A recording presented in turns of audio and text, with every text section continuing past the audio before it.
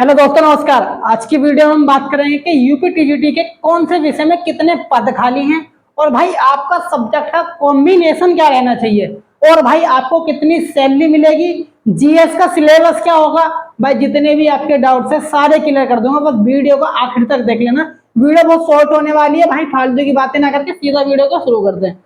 तो भाई सबसे पहले बात करते हैं कि सबसे अधिक रिक्त वाले पद कौन से हैं। तो भाई सबसे ज्यादा अधिक जो रिक्त पद हैं वो है आपके हिंदी में 2539 पद।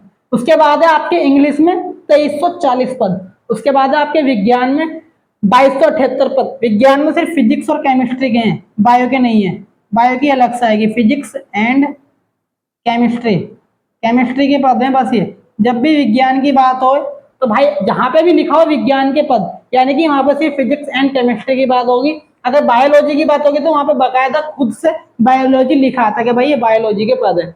और अगर मैं बात करूं सामाजिक विज्ञान यानी कि एसएसटी की, तो भाई इसमें 2265 पद है, जो ये एक बड़ी संख्या है। और विज्ञान मतलब जो एसएसटी वाले बच्चे हैं उनके लिए ये अच्छी बात है कि इनके सिलेबस में जो जीएस जुड़ी है, जीएस सबके सिलेबस में जुड़े, लेकिन इनको आसान पड़ेगा क्योंकि भाई इन्होंने हिस्ट्री, पॉलिटिकल साइंस, ज्योग्राफी पढ़े होते हैं और एसएसटी में यही आता। और जो जीएस में जुड़ा है वो भी यही है। जीएस में क्या जुड़ा यही बताऊंगा, आप आखिर तक देखना।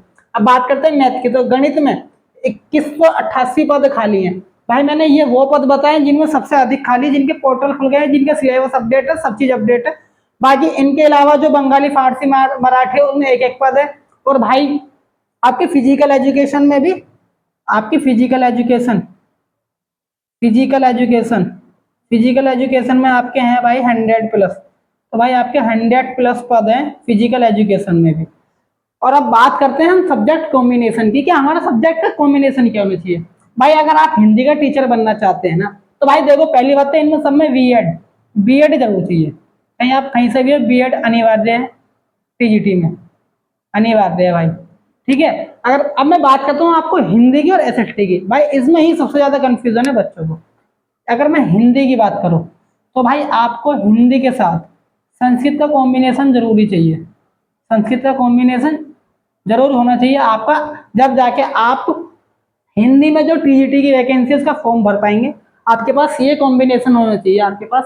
या फिर आपने इंटरमीडिएट तक संस्कृत तो पढ़ी ही पढ़ी हो भाई, ग्रेजुएशन में तो हिंदी चाहिए, फिर आपने इंटरमीडिएट तक आपने संस्कृत जरूर पढ़ी हो भाई, 12th तक संस्कृत होने ही चाहिए आपके पास, या फिर हिंदी प्लस संस्कृत होनी चाहिए। ये आपकी भाई उसमें हिंदी के टीचर बनने के लिए कॉम्बिनेशन। अगर मैं बात करूं एसएसटी की, तो भाई एसएसटी में 4 सब्जेक्ट है भाई, हिस्ट्री है, पॉलिटिकल है, साइंस है, भाई जियोग्राफी है और भाई इकोनॉमिक्स है। भाई यही 4 आते हैं आपके एसएसटी में। तो भाई आपके पास कोई भी 2 सब्जेक्ट का कॉम्बिनेशन होना चाहिए ग्रेजुएशन में। या तो आपने हिस्ट्री, पॉलिटिकल साइंस पढ़ी हो ग्रेजुएशन में, या फिर आपने पॉलिटिकल साइंस या ज्योग्राफी पढ़ी हो ग्रेजुएशन में, या फिर आपने ज्योग्राफी या इकोनॉमिक्स पढ़ी हो ग्रेजुएशन में, या फिर आपने इन चारों में से कोई भी 2 सब्जेक्ट कोई भी 2 सब्जेक्ट आपने ग्रेजुएशन में पढ़े होने चाहिए। पढ़े होने चाहिए भाई, आप पढ़े होने चाहिए, तब जाके आप ये वैकेंसी भर पाएंगे। अब बात करते हैं सिलेबस की। तो भाई सिलेबस में 30 नंबर की जीएस जुड़ी है, 30 नंबर की जीएस। तो इस 30 नंबर में आएगा क्या क्या भाई, मैं आपको बताता हूँ। तो भाई 10 नंबर में तो आएगी आपकी करंट अफेयर, 10 नंबर में आएगी आपकी करंट अफेयर 10 नंबर में होगी आपकी करंट अफेयर। तो भाई 10 नंबर में होगी आपकी एसएसटी का पोर्शन। एसएसटी के पोर्शन में क्या, ज्योग्राफी भाई, हिस्ट्री हो गई आपकी, पॉलिटिकल हो गई आपकी, और भाई आपकी हो गई इको। भाई 10 नंबर में आपके पास ये आएगा, 10 नंबर में ये 10 नंबर में है। तो भाई 20 नंबर तो ये हो गए। अब बाकी के जो 10 नंबर बचे उसमें आएगा साइंस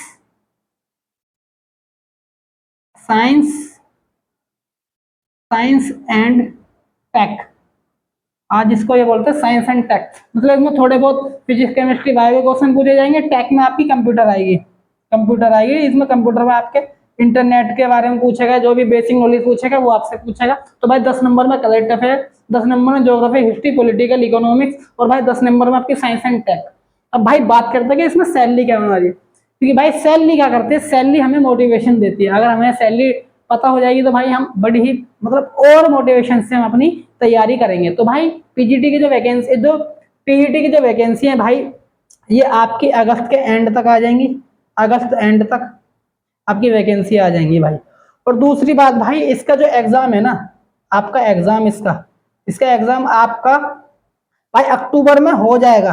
और अगर ज्यादा से ज्यादा खिंचा ना आपका एग्जाम, अगर अक्टूबर में नहीं हुआ किसी कारणवश, तो भाई आपका नवंबर में तो 100% हो जाएगा, नवंबर में आपका एग्जाम हो जाएगा। और भाई दिसंबर में ये आपको ज्वाइनिंग दे देंगे भाई, ज्वाइनिंग। भाई इनको ये भर्ती पूरी करनी है भाई, ये ज्वाइनिंग दे देंगे आपको, इनको भर्ती पूरी करनी है, ये आपको ज्वाइनिंग दे देंगे दिसंबर में भाई। अक्टूबर नवंबर में आपका एग्जाम करवा लेंगे, दिसंबर में ज्वाइनिंग दे देंगे, क्योंकि भाई इनको ज्वाइनिंग देनी है, इनको अपनी भर्ती पूरी करनी है। अब बात करते हैं सैलरी की। तो अगर भाई मैं सैलरी की बात करूं, तो भाई इसमें सैलरी आपकी 70,000 कर रहा हूँ भाई, 75,000 से भी ज्यादा होगी भाई। देखो इसमें जो बेसिक पे मिलता है भाई, देखो इसमें बेसिक पे मिलता है, बेसिक पे के बाद इसमें डीए मिलता है, डीए आपको 60% मिलता है। तो भाई अगर मैं बेसिक पे या डीए मिला के प्लस एचआरए मिला के बताऊं आपको, एचआरए मिला के, तो भाई आपकी सैलरी लगभग 75,000 से 80,000 तक आपकी सैलरी हो जाएगी जी भाई। बेसिक पे प्लस डीए प्लस एचआरए, तो भाई आपकी 75,000 से 80,000 हो जाएगी। और 8 पे कमीशन जो अभी लागू नहीं हुआ, उसके बाद ये सैलरी आपकी 1,15,000 तक पहुंच जाएगी जी भाई। आपकी सैलरी 1,15,000 1,10,000 तक आपकी आसानी से पहुंच जाएगी। प्लस इसमें 10% के एनपीएस भी आपको मिलेगा। जब आपका प्रमाण नंबर आवंटित हो जाएगा तो आपको 10% का एनपीएस भी कटेगा। जो आपकी सैलरी होगी, वेतन और डीए से आपका 10% कटेगा, वो आपका एनपीएस के तौर पर मिलेगा। तो भाई जितनी भी जानकारी थी टीजीटी की जितनी भी जानकारी थी मैंने आपको दे दी है। अगर आपको टीजीटी से रिलेटेड कोई भी डाउट्स हैं या कोई भी सवाल पूछना है, तो भाई आप मुझे कमेंट जरूर कर देना।